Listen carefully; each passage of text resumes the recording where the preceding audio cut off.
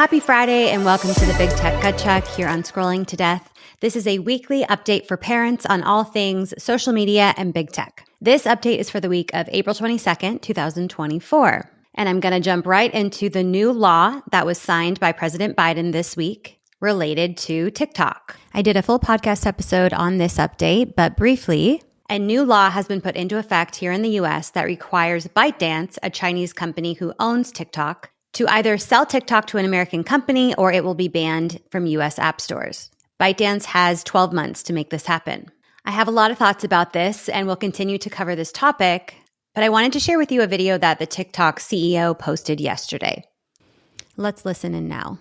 Everyone, a show here. As you may have heard, Congress passed a bill that the president signed into law that is designed to ban TikTok in the United States. That will take TikTok away from you and 170 million Americans who find community and connection on our platform.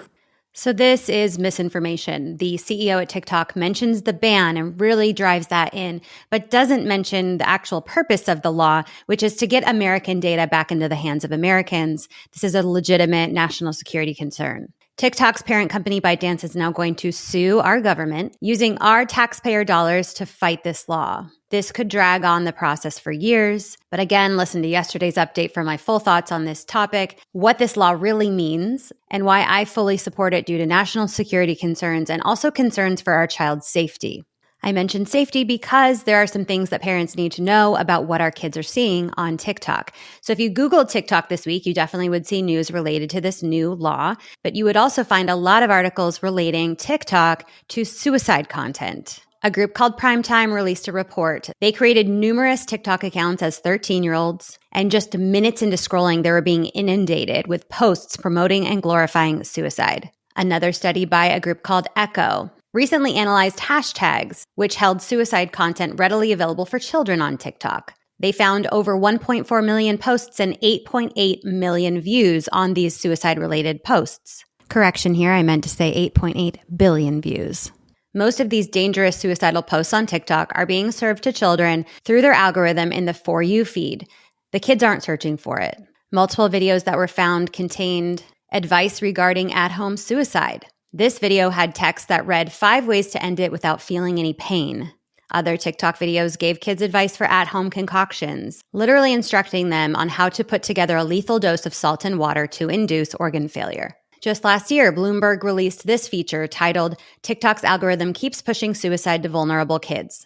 And worst of all, parents across the country are reporting that their children have actually taken their own lives, and upon looking at their child's TikTok feed after they passed, the parents found video after video about suicide. There are also kids as young as 10 reporting seeing live suicides on TikTok and even live murders. It's becoming very clear that TikTok is recommending suicide as a way for our kids and teens to deal with their problems. I don't have many more words for this other than keep your kids off TikTok.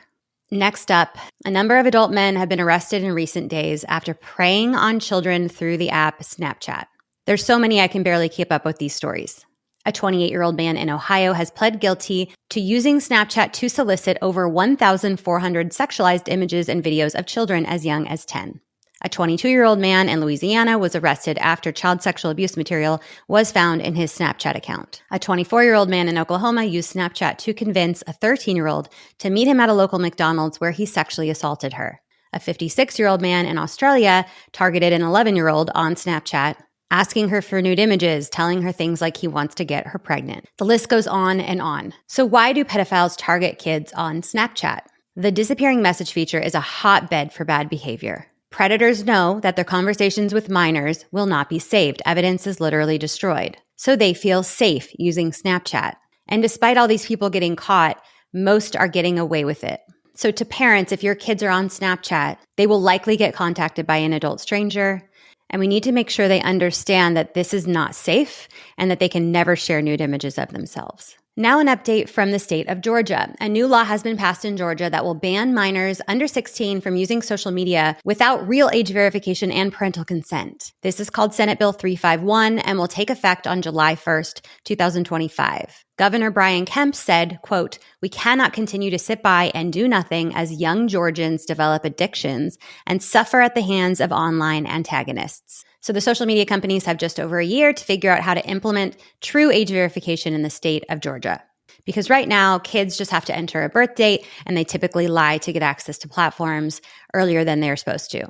A number of other states, including Louisiana, Texas, and Utah, have passed laws requiring parental consent. Arkansas tried to do this, but a federal judge blocked enforcement of the law. And Florida recently passed a law banning social media for children under 14, regardless of parental consent, and requires parental permission for 14 and 15-year-olds. So this Florida law goes into effect on January 1st, 2025.